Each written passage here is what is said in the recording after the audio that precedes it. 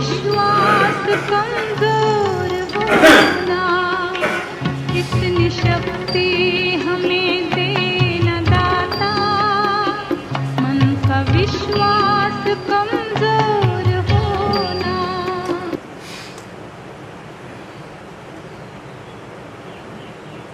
मानव जीवन में कल्याण की पूरी स्वतंत्रता, इसके विषय में सदगुरु कबीर साखी प्रकरण की शुरू में ही करते हैं। जहिया जन्म मुक्ता हता तहिया हता न को, छठी तुम्हारी नौ जगह तू कांचला भी हो। जहिया का मतलब जब, जन्म मुक्ता मुक्त जन्म, स्वतंत्र जन्म, जीव मुक्ता नहीं, जन्म मुक्ता। जन्म मुक्त यानी मुक्त जन्म, स्वतंत्र जन्म। स्वतंत्र जन्म मानव जीवन है। बाकी मानव के अतिरिक्त प्राणियों को प्रकृति ने बांध दिया है। प्रकृति का ऐसा बंधन है कि वहां विवेक खुल नहीं सकता है। जानवरों में भी बुद्धि होती है। वह पक्षी अपना घोंसला कितना अच्छा बना लेती है। कितने जानवर हैं अपने खाने पीने का प्रबंध सब कर लेते हैं। तो जानवरों में भी बुद्धि होती है, लेकिन विवेक नहीं होता। वो कुछ स्वार्थ पर अपना या पराया कुछ नहीं समझ सकते। आत्मज्ञान वहां नहीं हो सकता। मानव जीवन में ही हो सकता है। जहिया जन्म मुक्ता हता, जब मुक्त जन्म में जीव था। इसका अर्थ हुआ जब जब था या आज है, तहिया हता न कोय। उस समय कोई बंधन नहीं था। इसका सरल अर्थ हुआ जब जब मनुष्य शरीर में जीव आता है, तब तक ये निर्बंध रहता है, स्वतंत्र रहता है। ये अपना काम कर सकता है, जो बंधन चाहे छोड़ सकता है। लेकिन छठी तुम्हारी हो जगह है जी, तो अपने छठी में अहंकार किया। छठी तुम्हारी हो जगह, छठी छठे में, छठे में मन है। 5 ज्ञानेंद्रियां हैं और छठा मन है। बौद्ध लोग षडायतन कहते हैं, 6 आयतन, आँख, नाक, कान, जीभ, जांघ, मन, 6 इंद्रियां। बौद्धों के अलावा लोग 5 ज्ञानेंद्रियां और छठा मन अलग से करते हैं। अपने अपने कहने की शैली है। छठा मन है। 5 ज्ञानेंद्रियां हमारे शरीर में है। आँख से हम रूप देखते हैं, कान से शब्द सुनते हैं, नाक से गंध सूंघते हैं, जीभ से रस चखते हैं और जांघ से स्पर्श का ज्ञान होता है। इस प्रकार 5 ज्ञानेंद्रियां हैं और 5 विषय, शब्द, स्पर्श, रूप, रस, गंध। ये बाहरी वस्तुओं को जानने के साधन है। इनको बाह्य करण कहते हैं। बाह्य करण बाहरी विषयों को जानने के साधन। दूसरा अंतःकरण है। अंतः भीतर, करण साधन, सुख दुख की अनुभूति ये अंतःकरण से होती है। उसी को मन कहते हैं। मन छठा है और कबीर साहब के लिए पारिभाषिक शब्द है, छठे मां सब गैल पे कोई, यानी मन में सब खो खो है। छठे माई तरस सो पावे, मन में वो दर्शन पाएगा। छप्पर बाँचे घर जाए, छा के ऊपर जो है जीव, वो बोध होने से बच जाता है, वो घर जल जाता है। छप्पर बाँचे घर जाए, कितना बढ़िया प्रयोग है। कहीं आग लगती है घर में तो छप्पर जल जाता है, दीवार खड़ी रहती है। साहब कहते नहीं, छप्पर बच जाता, घर जल जाता। उनकी सोच अद्भुत हुआ करती थी। तो छप्पर को मतलब छत के ऊपर, छत के ऊपर जीवात्मा। जब वासना जल गई, घर जल गया। घर का मतलब अहंकार, अहंकार जल गया तो जो छत के ऊपर है, मन के ऊपर है जीवात्मा, वो बच गया। तो कबीर साहब के बीजक में छा, ये एक पारिभाषिक शब्द हो गया। और छा जहाँ आता है, छठा वो मन के लिए होता है।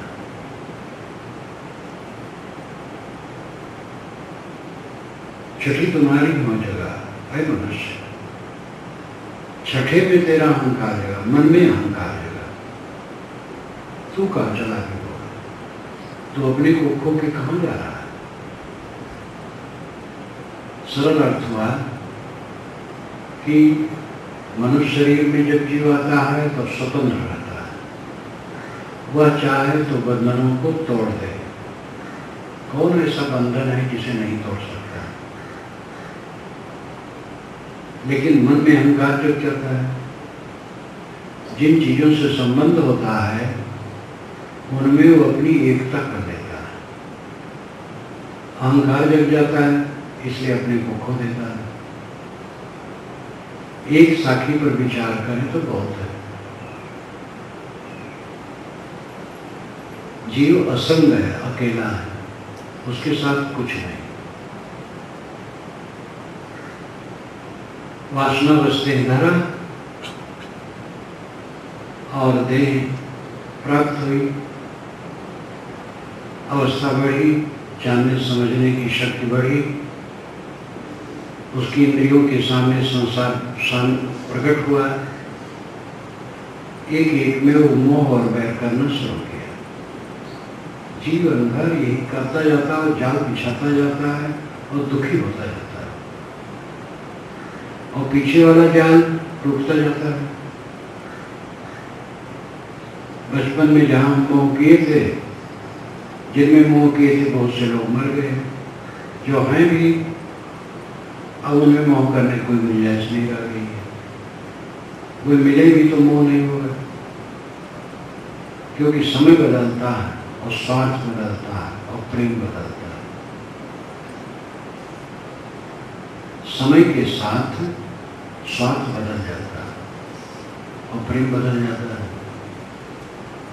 शिशु मां से चिपका रहता है, क्योंकि दूध का स्वार्थ है। बड़ा हुआ, समय बदल गया, स्वाद बदल गया, अब दूध नहीं पीना, खेलता है और आ गया, खाना मांग लिया, खा लिया, बस अम्मा से चिपकल गया। पढ़ाई लिखाई में लग गया, धंधा करने लगा, विवाह हो गया, पत्नी आ गई, समय बहुत बदल गया। अब स्वार्थ बदल गया और प्रेम बदल गया। माँ के प्रति जो स्वार्थ था, अब वो पत्नी के प्रति हो गया। बहुत फर्क हो गया। इससे माँ बाप को कोड़ना नहीं चाहिए। ये समय है, समय बदलेगा, स्वार्थ बदलेगा, प्रेम बदलेगा। ऐसा भी समय आ सकता माँ से बात न कर, जब उसकी पत्नी उसको बताएगी, माता का दोष दिखाएगी, बार दोष दिखाते दिखाते उसके मन में फोड़ा हो जाएगा। समझदार है, समझाना चाहेगा, समझाना चाहेगा तो पत्नी नाखुश होगी, और पत्नी पद पर ही आई है, इसलिए उसका कर्तव्य भी है कि पत्नी को निभाए। बहुत समझदार होगा तो पत्नी की बात जो का त्यों नहीं मान लेगा। ऐसे कम लोग होते हैं, कुछ मान लेगा, मन में थोड़ा फर्क पड़ेगा। अगर नहीं समझदार है तो ज़्यादा फर्क पड़ जाएगा। तो अब बचपना वाला संबंध कहाँ रह जाएगा, फर्क हो जाएगा। समय बदलता है, स्वाद बदलता है, प्रेम बदलता है। इस प्रवाह को कोई रोक नहीं सकता। हमें जो कुछ मिलता है भागता चला जाता है, और हम जहां तहां अपने को जोड़ते रहते हैं, उसमें आन कर लेते हैं। छठी तुम्हारी हो जगह, तुम्हारा अहंकार मन में जगह। जिसको पाया समझ लिया यही है सच, वैसे रहेगा, लेकिन रहेगा नहीं, खो जाएगा, कुछ रहने वाला नहीं।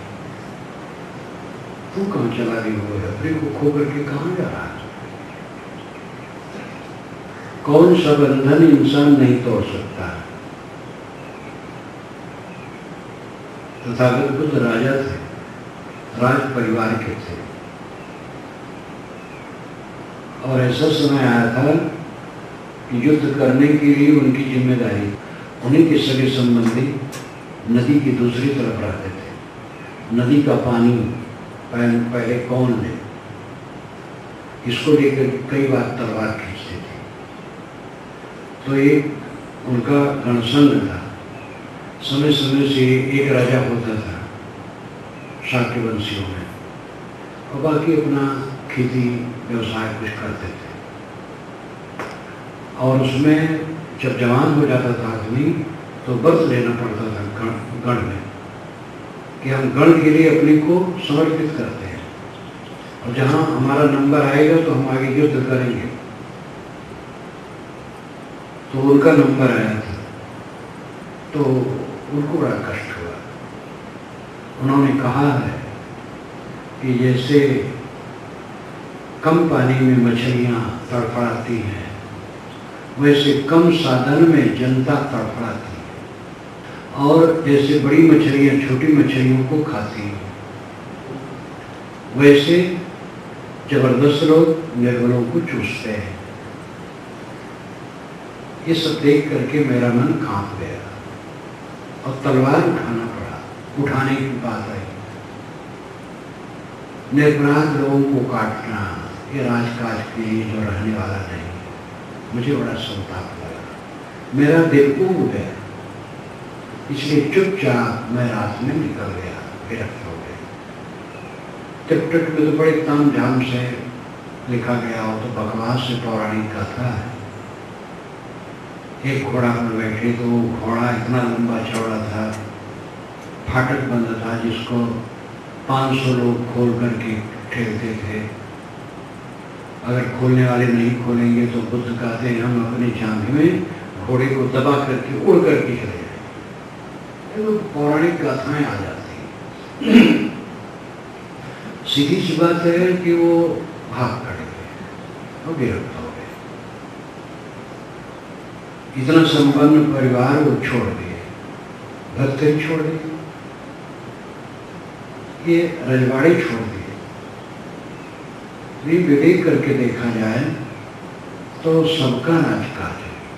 एक झोपड़ी है, उसका राजकाज है। राज किसी ने छोड़ा, किसी ने झोपड़ी छोड़ा, दोनों ने अपना सर्वस्व छोड़ा। और क्या झोपड़ी वाला कहीं छोड़ पाता है? कहाँ छोड़ते हैं? जिसके मन में समझ आ जाती है वो छोड़ देता। यहाँ तो उदाहरण हुआ, ये छोड़ने में नहीं कहता हूँ। छोड़ना है दोष, छोड़ना है दुर्गुण, छोड़ना है अपनी गंदी आदत। उस गंदी आदत को छोड़ने में हम समर्थ हैं। बाहर की चीजें सब नहीं छोड़ी जा सकती। हम लोगों ने घर परिवार छोड़ दिया, गृहस्थी का चक्कर खत्म हो गया। साधु समाज है, आश्रम है, यहाँ पे घर नहीं है तो आश्रम है, परिवार नहीं है तो समाज है। तो आदमी कहीं भी रहेगा तो उसको अपना माहौल चाहिए। माहौल नहीं होगा, वातावरण नहीं होगा तो काम नहीं कर पाएगा। कोई वकालत करना चाहे और वकालत का माहौल न मिले तो वकालत नहीं कर सकता। डॉक्टरी करना चाहे, डॉक्टर होना चाहे और डॉक्टरी का माहौल वातावरण न मिले तो नहीं कर सकता। तो सबको अपना अपना क्षेत्र चाहिए। संग सब जगह होता है। मैं सुबह घूम रहा था, शाम को घूम रहा था ऊपर छत पर, तो कौवा आकर के बैठे थे। जो जीना गया उसके ऊपर जो छत है उस पर कौवा बैठे, सब कौवा कौवा थे, दूसरा कोई जानवर नहीं था। जहाँ कौवा रहेंगे कौवा रहेंगे, बगुले उसमें नहीं बैठेंगे। कबूतर रहेंगे कबूतर कबूतर बैठेंगे। लाल मुँह के बानर है वहाँ लाल मुँह के बानर, काले उसमें नहीं आएंगे, और काले मुँह के बानर उसमें लाल नहीं आएंगे। अन्य प्राणियों में भी संग होता है, वे मौन होते हैं, वर्णात्मक शब्द उनके पास नहीं होते हैं, लेकिन उनका अपना संकेत होता है, सजात जानते हैं। इस संसार में हर जगह इंसान को कहीं भी रहा है संबंध पड़ता है, संबंध में ही सबका जीवन कटता है। छोड़ने की चीज कुछ होती है, बाकी लेना पड़ता है। एक सात्विक आदमी मांस अंडा मछली नहीं लेगा, नशा नहीं लेगा, दाल भात लेगा, रोटी सब्जी लेगा, जो सात्विक वस्तुएं लेगा। इसके बाहरी त्याग की एक सीमा है और भीतरी त्याग निस्सीम है। अंडा मांस मछली बिल्कुल नहीं लेना है, दाल भात लेना है, लेकिन उसके मोह को त्याग करना है। सात्विक पदार्थ खाना है, लेकिन उसकी आसक्ति छोड़कर। साधु है, शर्ट पैंट नहीं पहनेगा, अचरज पहनेगा, कपड़ा दूसरे ढंग का कपड़ा है, बस कपड़ा तो वही है, लेकिन उसकी रचना दूसरे ढंग से कर ली जाती है। लेकिन जो कपड़ा पहना जाता है उस कपड़े का मोह नहीं होना चाहिए। देह है, देह के मोह को त्यागना है। तो बाहरी त्याग की एक सीमा है, भीतरी त्याग निस्सीम है। जिसको हम छोड़ देते हैं एकदम, उसका भी मोह त्यागना है, और जिसको ग्रहण करते हैं उसका भी मोह त्यागना है। दोनों का मोह त्यागना है। परिवार छोड़ दिया, संत समाज में आ गए, लेकिन संत समाज में भी किसी से हमें मोह नहीं करना है, शुद्ध प्रेम का बर्ताव करना है। घर छोड़ दिया, उसका मोह छूट गया, मठ में रह करके मठ का मोह नहीं करना, सेवा करना। तो बाहरी त्याग की एक सीमा होती है और भीतरी त्याग संपूर्ण होता है, भीतर से सबका त्याग। जब देह ही साथ में रहने वाली नहीं है तो किसका मोह किया जाए।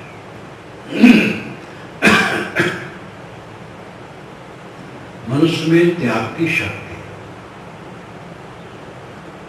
और इस बात को समझो, घर में रहो, घर का मोह न करो, घर का काम करो, बाल बच्चों में मोह न करो, उनकी सेवा करो। खेती, व्यापार, नौकरी, कला, जिस क्षेत्र में है ड्यूटी से काम करो और समर्पित होके काम करो। सेवा को धर्म समझो, उत्साह से काम करो। काम करने में जिसको उत्साह होता है वो काम पूजा बन जाता है। इसीलिए साहब ने कहा जो कुछ करो सो पूजा। मैं जो करता हूँ पूजा करता हूँ। उत्साह से भरा होना चाहिए और निर्मल मन, राग द्वेष नहीं, कला नहीं, किसी के लिए पक्षपात नहीं, पवित्र चित्त से सारा काम करना चाहिए।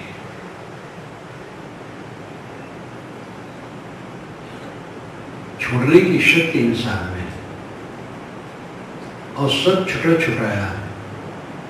छोड़ो तो न छोड़ो तो सब छुट रहा है, कुछ रहने वाला नहीं।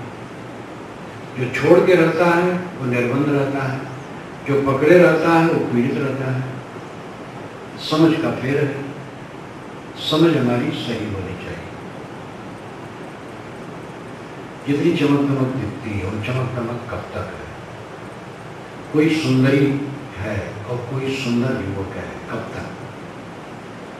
10 वर्ष के बाद वो दोनों सुंदर नहीं रहे, थोड़े दिन में टेढ़े मेढ़े गुरु अनसुहाते हो जाएंगे,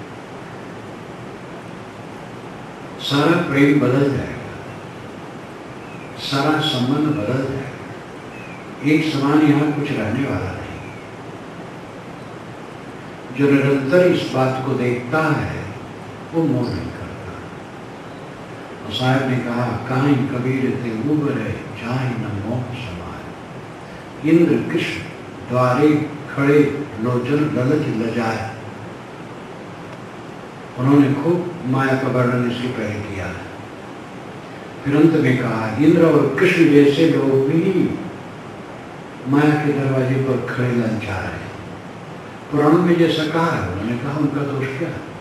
पुराणों में ऐसे ही कहा, इंद्र को लंपट बनाया गया है, कृष्ण को भी रसिया बनाया गया है, तो जो उपलब्ध है उसके अनुसार साहब करते हैं।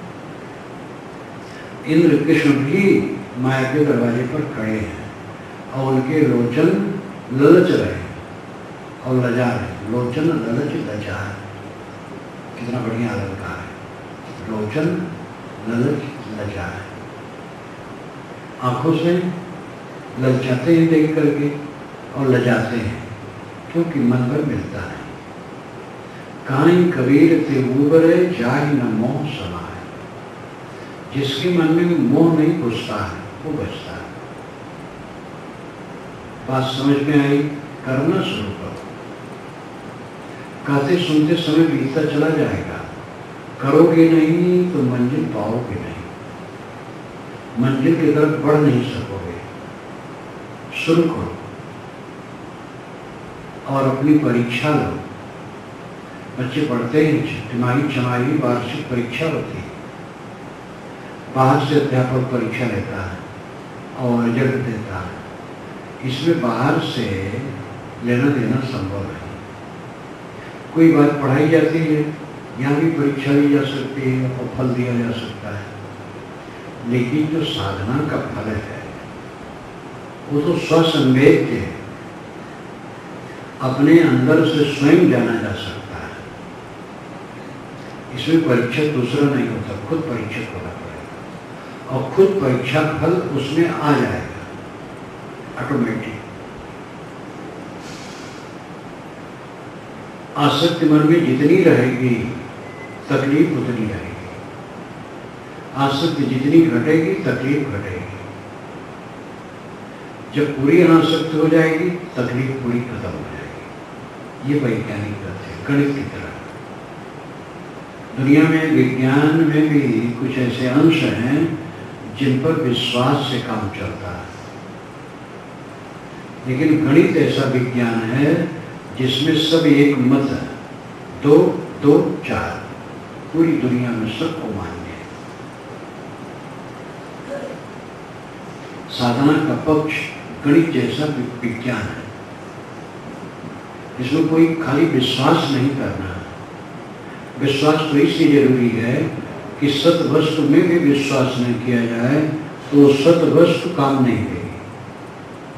तो विश्वास तो हर जगह चाहिए, लेकिन कुछ ऐसा होता है केवल विश्वास होता है, वस्तु नहीं होती है, तथ्य नहीं होता है। जैसे भूत प्रेत पर विश्वास, भूत प्रेत कुछ नहीं, टोना टामर जादू मंत्र झाड़ फूक अंधविश्वास है। ये सूरत है और यहाँ कोई आवे और सूरत ये विश्वास न करे, आगे बढ़ जाएगा। नगर तो है, नगर बहुत रहते हैं, तो वस्तु हो और वस्तु पर विश्वास हो तब काम बनता है।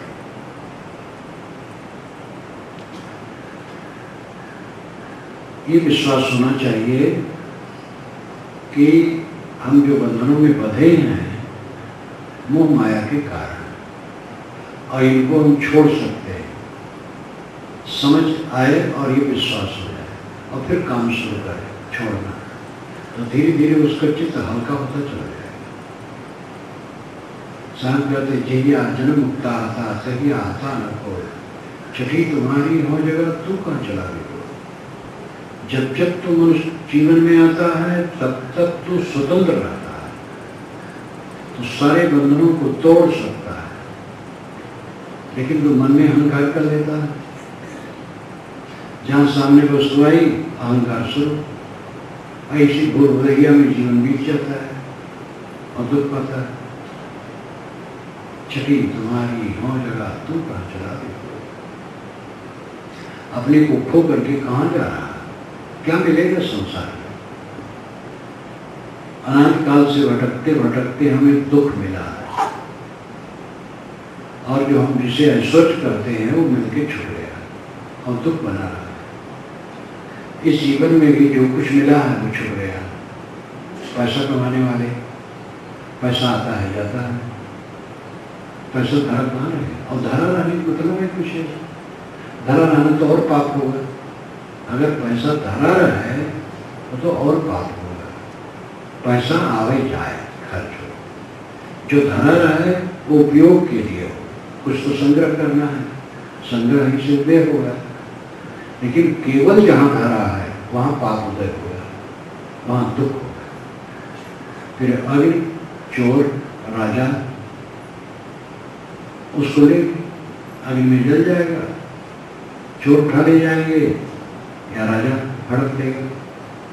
पहले जमाने में भी इनकम टैक्स का जो विधान आजकल का है इस ढंग से भले न रहा हो, लेकिन पहले भी इनकम टैक्स तो सरकार लेती थी, तभी तो सरकार चलाती थी। राजकाज कैसे चलता है? आज तो कानून है, कानून के अंदर सरकार पकड़ती है। राजतंत्र में कानून तो था, लेकिन उसका बड़ा महत्व नहीं था। राजा कहे सो न्याय, ये पुरानी कहावत है। राजतंत्र जनतंत्र में फर्क है। राजतंत्र में एक राजा जो कुछ करे वो सच, और उसको बुरा नहीं कर सकते हो। वो परमात्मा का अवतार माना जाता है, पूजा जाता है। जनतंत्र में जनता चुनाव करती है, सदस्य चुन गए, उन्हीं सदस्यों में एक प्रधानमंत्री हो गए और वही राजा हो गए। लेकिन वो चुन करके 400 सदस्य हैं, 400 में एक प्रधानमंत्री हो गया। प्रधानमंत्री भी सदस्य ही है, मूल मौलिकता उसकी सदस्यता है।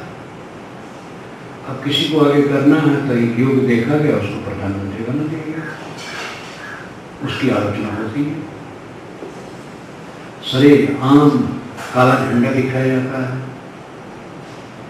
और अखबारों में आलोचना छपती, कस के आलोचना छपती प्रधानमंत्री के लिए।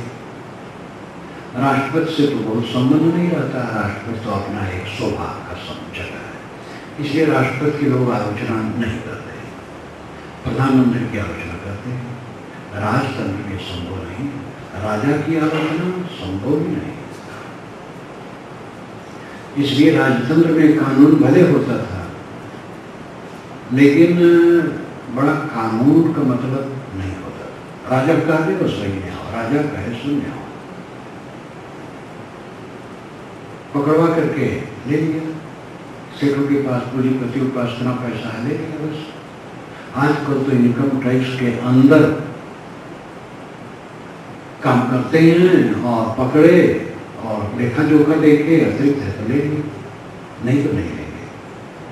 उस जमाने में ये बात नहीं थी। मेरा अपना अनुभव है, अंग्रेज गवर्नमेंट का जमाना था तो एक दुर्गा प्रसाद साहब थे, तो 3 कोस में उनका रियासत रहा। उनकी कोठियां अभी भी खड़ी हैं, उनका लड़का भी मर गया। तो वो बड़े नटखट थे, बड़े विचित्र थे। एक बेटी उनके पास सब समय रहती थी, नौकर लेके बैठा रहता था। कोई ब्राह्मण और साधु आ जाए तो बेटी में हाथ डालते थे, 5 रुपये नोट, 10 रुपये नोट उठा के सो देते। कोई साधु ब्राह्मण अगर वो बाद में घूमने शाम सुबह चला तो नौकर पेटी लेके चलता था साथ। लगान 3 कोस के अंदर की लगान आसानियों से मिलती थी और उसमें थोड़ा सा सरकार को देना होता था, अंग्रेज गवर्नमेंट को, और अपनी और भी पूंजियां होती थी। और जब उनको जरूरत पड़ती थी, महसूस होती थी, तो किसान बड़े बड़े थे जिनके 25 हल चलते हैं, 30 हल चलते हैं, बोला उस समय शराब थोड़ा पी लेते थे और पकड़ इतना लगा, जब छोड़े गया लाके दिया। 4 दिन के बाद बुलाए, मैं शराब की हालत में था, तुम्हें तकलीफ नहीं मानना चाहिए। नहीं बुजुर्ग, कोई तकलीफ नहीं, कोई लेखा जोखा नहीं, कोई इनकम टैक्स की बात नहीं कि इनकम टैक्स के चक्कर में पड़ गए हैं तब इसलिए दिए हैं। बस राजा कहे सुने, छोटा राजा था और राजा ने रियासतदार माने जाते थे। उनको मैं देखा हूँ, जमींदारी जब टूटी है तो उन्होंने कहा जमींदारी टूट गई, टूट गई, फिर मेरा जीवन बेकार है, कुछ दिन में मर गए, बड़े हो गए थे, अच्छाई बुराई सब थे। ये रियासतदार की बात है। राजा लोग तो पता नहीं क्या क्या करते थे। राजा कहे सुने, राजतंत्र में राजा को कोई कट नहीं कर सकता है। कट कहे तुरंत पकड़ा जाए, किसी को मरवा दे, कोई मुकदमा नहीं। जनतंत्र अच्छा है। ये तो प्रसंग के साथ चर्चा हुई। राजा, चोर, आग सब समय धन ले देते। आग से जल गया, राजा ने छीन लिया, चोर ले गए। इसलिए धन आवे और जाए, खर्च होता रहे, फिर धन आता रहेगा। बात तो यहाँ यह है, जो आता है वो जाता है। इसलिए अपने मन को साक्षी भाव से रखना चाहिए। शब्द हमारा, तू शब्द का सुन मत जाओ सरक, जो चाहो निज तत्व को शब्द है परख। साहब कहते हमारा जो शब्द है तो शब्द का अधिकारी है। जो निर्णय शब्द में करता हूं तो उसका अधिकारी है। लेकिन सुन करके सरक मत जाना। सुने और झाड़ दिए बस उठ के चले गए, ऐसा नहीं। शब्द हमारा तो शब्द का, जो हमारा शब्द है, जो हमारा निर्णय है मनुष्य, तो उसका अधिकारी है। समझ, ध्यान दे और उसके अनुसार आचरण कर। सुन मत जाओ सरक, सुन करके सरक मत जाओ, आचरण करो। जो चाहो निज तत्व को शब्द के ऊपर, निज तत्व चाहते हो तो शब्दों को परख लो। उन्होंने ये भी कहा, शब्द शब्द को हो, अंतर सार शब्द मत लीजिए। शब्द शब्द में बड़ा अंतर है, मत करके सार शब्द लो। साहित्य नहीं कहते वेद वचन मानोगे तब कल्याण होगा। एक प्रसिद्ध आर्य समाजी विद्वान प्रधान पंडित जो वेद पढ़ाते थे, बड़े धुरंधर थे, कलकत्ता में रहते थे। उनका हमारा सामना पड़ा है एक बार। तब वह जरा दूसरे ढंग से हमारी बात को लिए। जब वे कबीर दर्शन पढ़े तब फिर वो भाव विभोर हो गए, फिर मुझसे मिले। तब उन्होंने कहा कि वेदों से अपने को जोड़ना चाहिए। किसी विद्वान को अपने विचार को वेदों से जोड़ना चाहिए। आज समाजी थे, वेदातरणी है। कभी साहब ये नहीं कहते हैं कि वेद मानोगे तो कल्याण होगा, कुरान मानोगे तो कल्याण होगा, बाइबल मानोगे तो कल्याण होगा। वे कहते हैं शब्द शब्द बहु अंतर है, सार शब्द मत ही है। शब्द शब्द में बड़ा अंतर होता है। मत करके सार शब्द को ले लो, मथलिक कहते हैं। कोई किताब का नाम नहीं लेकर के कहते हैं उसको मान लो। यही उनका और दूसरे में फर्क है। किसी भी इस्लामिक व्यक्ति से बात करो तो कुरान का आधार होता है। कुरान के तहत जो है वैसा चलेगा उसका कल्याण होगा। कट्टर वैदिक लोग वेद को लेंगे, गीता वाले जो कट्टर गीता वाले गीता को लेंगे, जो वैष्णव राम भक्त हैं श्री राम के गीता को आदर देंगे भले, लेकिन रामचरित मानस उनके लिए खास चीज है। रामचरित मानस के पहले भी संस्कृत ग्रंथ है, लेकिन अब जब से रामचरित मानस बन गया तब से श्री राम वालों के लिए बड़ा संकट हो गया। गीता आदरणीय है, लेकिन पूरी गीता में राम के लिए कोई भक्ति नहीं है। एक जगह श्री कृष्ण के मुख से कहाया गया है, राम शस्त्र भृतामहम, शस्त्रधारियों में मैं राम हूं। ये तो बहुत साधारण बात है, तलवार चलाने वालों में मैं राम हूं, तो राम की कोई बड़े नहीं। पूरी गीता में राम की भक्ति कहीं नहीं, और राम और गीता तो महाभारत की चीज है, पूरे महाभारत में राम की कोई भक्ति नहीं। इसलिए श्री राम मानने वाले वैष्णव भक्त ये रामचरित मानस को मानेंगे, उसके अनुसार चलो तो कल्याण। तो एक आधार लोग कहते हैं कि उसको मानोगे तभी कल्याण होगा। सायं निराधार बात करते हैं, शब्दों को मथो और मत करके सार शब्द रहो। कुरान आदरणीय, वेद आदरणीय, बाइबिल आदरणीय, रामचरित मानस, गीता, जिंदा वेस्ता, दुनिया के सारे शास्त्र आदरणीय, सब आदरणीय, लेकिन उनको मथो, दूध मथा जाता है तो घृत होता है। इसी प्रकार मथो, विचारो, समझो, सार कहाँ।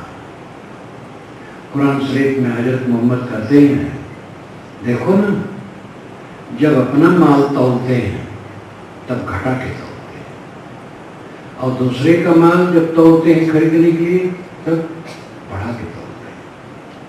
ऐसे लोग नरक की आग में जलाए जाए। अब ये बात सबके लिए उपयोगी है, ये सार तत्व है। हमारा धर्म हमारे लिए, तुम्हारा धर्म तुम्हारे लिए। कुरान के अंत में आता है, अंत की तरफ, हमारा दीन हमारे लिए, तुम्हारा दीन तुम्हारे लिए। ये समता की बात है, ये समता की बात बहुत बढ़िया। तो हीरे मोती तो हर जगह है। जो निष्पक्ष होता है वो सबको आदर दे सकता है, और संप्रदायी आदमी सबको आदर नहीं दे सकता है। जो कट्टर राम उपासक होगा श्री कृष्ण को पूरा आदर नहीं दे पाएगा, और जो कट्टर श्री कृष्ण उपासक होगा श्री राम को उतना आदर नहीं दे पाएगा। जो कट्टर कबीर उपासक होगा, कबीर को परमात्मा मान करके उसकी पूजा उपासना करने वाला होगा, और राम कृष्ण इत्यादि किसी को भी आदर नहीं दे पाएगा। इसी प्रकार और भी समझ लीजिए, जहां जो कट्टर हो जाता है वो दूसरे को देख नहीं पाता है। धर्म के क्षेत्र में सबसे बड़ी खोट है। कबीर का विचार बिल्कुल अलग है। सब वो कहते सब मेरे हैं, कुरान, वेद, बाइबिल, जिंदा वेस्ता, दुनिया, गीता, रामायण, सारी पुस्तकें मेरी हैं, लेकिन मत करके सार क्या कहा।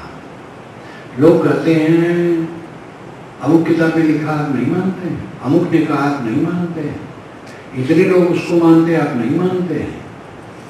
साहब कहते इसका महत्व नहीं, किसने कहा है, कितने लोग मानते हैं, किस किताब में है, इसका महत्व नहीं। क्या कहा, सामने बात रखो, विचारा जाएगा। अगर युक्त है तो माना जाएगा, युक्त नहीं तो नहीं माना जाएगा। ये वैज्ञानिक तथ्य कबीर का है। कबीर धर्म के क्षेत्र में वैज्ञानिक है।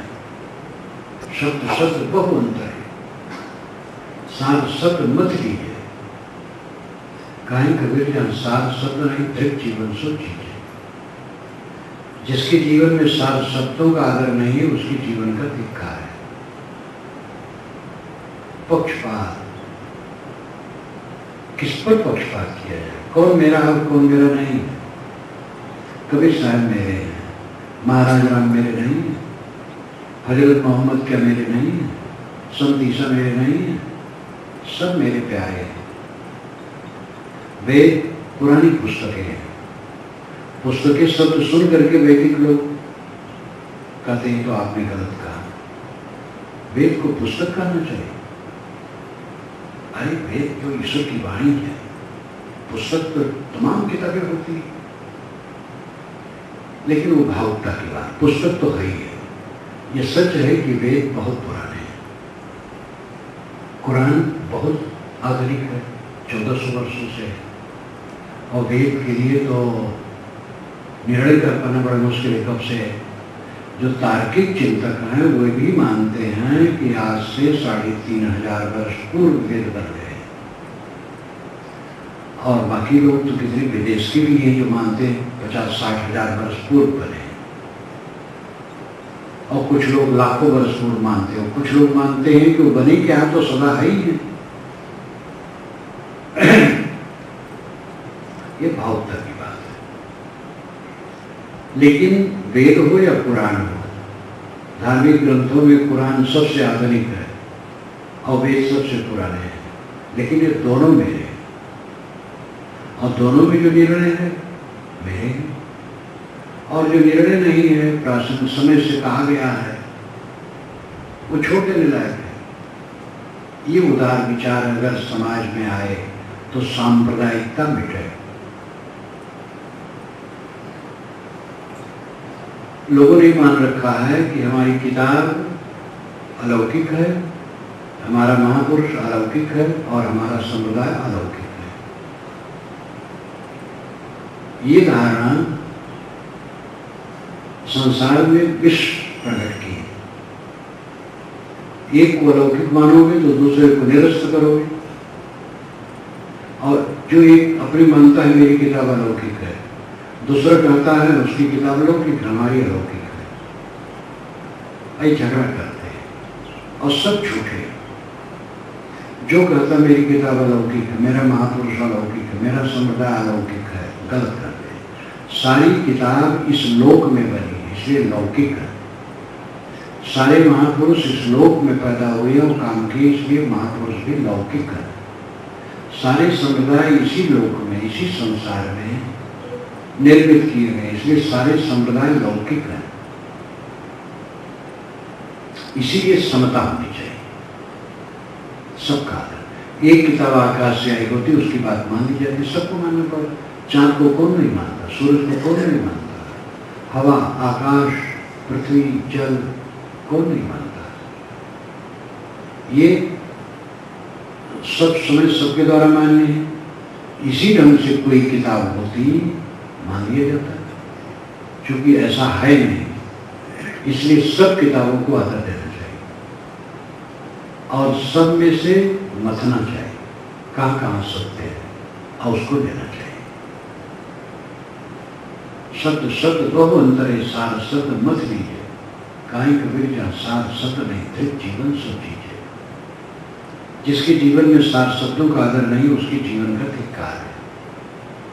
इसीलिए छोटा सा प्रयास इधर से किया गया। गीता सार लिखा गया, रामायण रास लिखा गया, वेद लिखा गया, महाभारत भी आने वाला है। स्वामी शंकराचार्य की बात, बुद्ध की बात, जितना अपना बन सकता है किया जा रहा है। इसी दृष्टि से ये सदगुरु ने दृष्टि दी है, नहीं तो न कर पाता। एक विद्वान से यहाँ विद्वान नहीं साधु एक सभा में कहे मेरा नाम लेके, गीता सार उन्होंने, गीतम कहीं सार होता है। तो दूसरे संत वहीं के संप्रदाय को उठ के खड़े हुए, उनकी चीरी चीरी उड़ाए कि गीता इतनी बड़ी पुस्तक, उसमें सारे नहीं है। तो ऐसे स्थिति में खराब होने वाले, खराब रखने वाले होते हैं। गीता में भी सार है और गीता में अमृत भरा है, सार नहीं है उसमें। तो आदमी एकांगी होता है, सांप्रदायिक आदमी एकांगी होता है, उसको दूसरे के शास्त्रों में जमता ही नहीं, अपनी उल्टी सीधी बातें भी माने रहता है और दूसरी की अच्छी बातें भी खराब करती है। ये सब राग द्वेष है। और धर्म के क्षेत्र में आकर के राग द्वेष रहे तो राग द्वेष से मुक्त कहाँ होंगे। और विचार करके देखा जाए, जैसे दुनिया के भोगों के लिए राग द्वेष है, वैसे मोक्ष और स्वर्ग के ठेकेदार राग द्वेष करते हैं। मोक्ष और स्वर्ग के ठेकेदार हैं, वही उन्हीं के ठेका से मिलेगा मोक्ष और स्वर्ग, नहीं तो नहीं मिलेगा। ये ठेकेदार सब झूठे हैं। मोक्ष और स्वर्ग किसी संप्रदाय की चीज नहीं है, ये व्यक्तिगत चीज है। मन निर्मल है, स्वर्ग है, मन मैला है, नरक है। इसमें संप्रदाय क्या करेगा? सभी संप्रदाय में ऐसे लोग होते हैं। मन में पूर्ण अनासक्ति है, मोक्ष है, मन में आसक्ति है, बंधन है। इसमें संप्रदाय क्या करेगा? इसीलिए साहब ने सांप्रदायिकता से ऊपर उठने के लिए कहा, शब्द शब्द बहु अंतर है, सार सत्य मत भी है।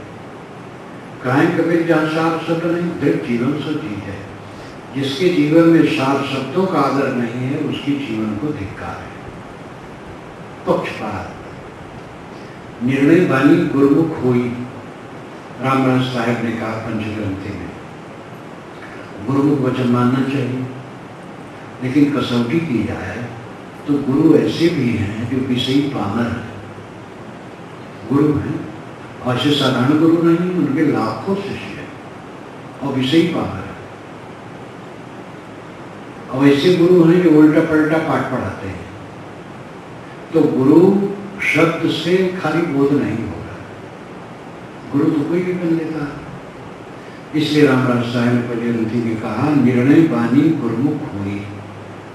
निर्णय बानी ही गुरुमुख है। किसी गुरु नामधारी के मुंह से निकलने के कारण कोई वाणी गुरुमुख नहीं है, किंतु निर्णय है वो गुरुमुख है। कोई विवेकवान है, सदाचारी है, संयमी है, अपने स्तर का विवेकवान है, लेकिन उसकी भ्रांति गई नहीं है, तो ऐसी बात कह सकता है जो निर्णय न हो। भ्रांति नहीं गई है, सारे रूप में विवेकी है। परम विवेकी तो उसी कहा जाएगा जिसकी भ्रांति मिट गई। लेकिन जो परम विवेकी नहीं है, अंधविश्वास में है, उनमें भी विवेक का स्तर है। विवेक तो सब जीव के अंदर में है, समझदार है, अच्छे सदाचारी है, लेकिन किसी बात में उनको भ्रांति है। अब मैं कभी कभी उदाहरण दे देता हूँ। चैतन्य महाप्रभु के गुरु के गुरु भाई थे, बड़े त्यागी थे, और घर द्वार छोड़ करके वृंदावन में रहते थे। जब वे शरीर छोड़ने लगे तो जमीन पर लेटा दिए गए। हिंदू परंपरा में मान्यता है जब शरीर छोड़ने समय आए तो जमीन पर लेटा देना चाहिए। तो व्याकुल हो गए, वैराग्यवान थे, त्यागी थे। उन्होंने कहा, हे भगवान कृष्ण, तुम्हें पाने के लिए मैंने घर छोड़ा, देश छोड़ा, ये वृंदावन में मैं जीवन बिताया, अब आज मैं मर रहा हूँ, आज भी नहीं दर्शन दे रहे हैं, कब दर्शन दे? फूट फूट के रोने लगे। तो उनका शिष्य खड़ा था, वो समझदार था। कहा, महाराज ये शरीर वृंदावन है, आत्मा कृष्ण है, किस कृष्ण को आप बाहर खोज रहे हैं? तो उन्होंने कहा, कोई है नहीं इसको बाहर करे। त्यागी थे, कई बातों में बहुत अच्छे थे, अपने ढंग से विवेकी भी थे, सदाचारी थे, त्यागी थे, बहुत त्यागी थे, एकदम बड़े प्रतीक्षा से रहते थे, लेकिन बोध नहीं था। उनको भ्रम था कि कृष्ण मिलते हैं। ये पुराणों में जो लिख दिया गया है, ये गले की फांसी हो गई। कृष्ण मिलेंगे, शिव मिलेंगे, राम मिलेंगे। अरे कबीर से मिलने के लिए लोग आशा करते हैं, पौराणिक कबीरपंथी। और ऐसे भी कबीरपंथी जो कहते हैं कबीर का दर्शन में किया। अब क्या कहा? जिसने शरीर छोड़ दिया वो कभी नहीं मिल सकता, भ्रम है केवल, और कुछ नहीं मिलेगा। कोई परमात्मा मिलने वाला नहीं। आज तक किसी को परमात्मा मिला है? धोखा पट्टी। परमात्मा तो बिछड़ा ही नहीं है, मिलने की क्या बात है? आत्मा परमात्मा, आपका आत्मा परमात्मा है। प्रेतात्मा, दुष्टात्मा, शुद्धात्मा, महात्मा, परमात्मा, इन सारे शब्दों में आत्मा ही मूल है। प्रेत आत्मा का मतलब है गया हुआ आत्मा, दुष्ट आत्मा का मतलब है खराब स्वभाव का आत्मा, शुद्ध आत्मा का मतलब है पवित्र भाव वाला आत्मा, महात्मा का अर्थ है इंद्रियजित आत्मा, और परमात्मा का अर्थ है गुणातीत आत्मा, जिसकी सूक्ष्म आसक्ति भी ध्वंस हो गई है, सब समय स्वरूप भाव में रहता है, आत्मभाव में, वो परमात्मा। महाभारत में एक श्लोक आता है, आत्मा क्षेत्र की उत्तप्ता संयुक्ता प्राकृत रहने तैर तो विनिर्मुक्ता परमात्मे तो उदाहरता। आत्मा क्षेत्र की उत्तर संयुक्त प्राकृत तैर गुण, प्रकृति के गुणों से आत्मा जब तक जुड़ा रहता है, विषयों में जब तक आसक्त रहता है, तब तक वो क्षेत्र कहलाता है। शरीर क्षेत्र है, खेत है, इसका ज्ञाता क्षेत्र है। तैर तो विनिर्मुक्ता है, उससे मुक्त हो गया उन विषयों से, परमात्मे तो उदाहरता, परमात्मा इति उदाहरता, परमात्मा ऐसा कहा जाता है बिल्कुल पारक सिद्धांत के अनुसार।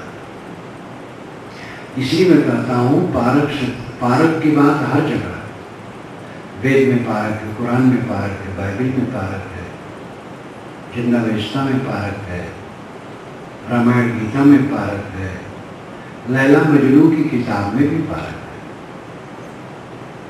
विदेशिया ददरिया इस समय भी पारक है। ददरिया में पहले काशी में पढ़ा, छत्तीसगढ़ी ददरिया बड़ी अश्लील होती है, पहली बार उसको देखा, वो छपने आया था वहाँ, तो मेज पर पढ़ा तो पढ़ने लगा, लेकिन उसमें भी न्याय की बात है। जो बिरही होते हैं, बिरही लोग क्या कहते हैं, मेरा जी तड़प रहा है, तेरे बिना मैं रह नहीं सकता हूँ, हाय तो कब मिलेगी, मैं मर जाऊंगा। इससे पता लग जाता है कि मोह करने का मतलब है बेवकूफी, पारक में वो, लेकिन सीधे पारक की बात भी रहती है, जो निर्णय की बात थोड़ी आएगी वो पारक रहेगी। इसलिए सब शास्त्रों में पारक है, बस मत हो, मत करके सार शब्द को ले लो, असार को छोड़ दो। हर जगह ना नो नमस नो स्व कस्तत वेदे तदुतम अन्य चित्तम अभिसंचरेण उदाधीत विनश्यति। ये ऋग्वेद का मंत्र है। ना नूनम अस्त, नूनम का मतलब है वर्तमान, ये सही नहीं है, नहीं खत्म हो जाए। ना नूनम अस्त, नो स्व, स्व का मतलब कल, आने वाला कल, वो भी नहीं रहेगा, आएगा और चला जाएगा। कस्तत वेद, जो अद्भुत है उसको कैसे जाना जाए। दुनिया में तमाम चीजें खोपड़ी हैं, इसलिए अपना दिमाग खराब न करो उसको जानने के लिए, काम से काम रखो। अन्य से चित्तम अभिसंचरण, ये जो लोगों का मन है अभिसंचरण, बहुत चंचल है, पता नहीं इनका मन कब बदलता है, इसलिए किसी पर मोह न करो।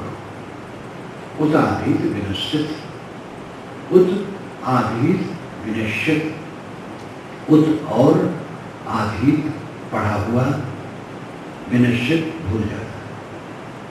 इसलिए बहुत शास्त्रों को पढ़कर तुम घमंड न करो, उसका सार यह पूरा मंत्र पारक है। इसलिए पारखी संत उदार होते हैं, सब जगह का पारक है। जीव चीटी है एक, उसमें पारक है, चीनी और बालू रख दो मिलाकर, वो चीनी चीनी दे देगी, बालू छोड़, पारक है उसमें। तो शब्द शब्द बहु अंतरे सार शब्द मत कीजिए। सब शब्द बड़ा अंतर होता है, मत करके सार शब्द लो। कहें कबीर जहाँ सार शब्द नहीं फिर जीवन सोचिए।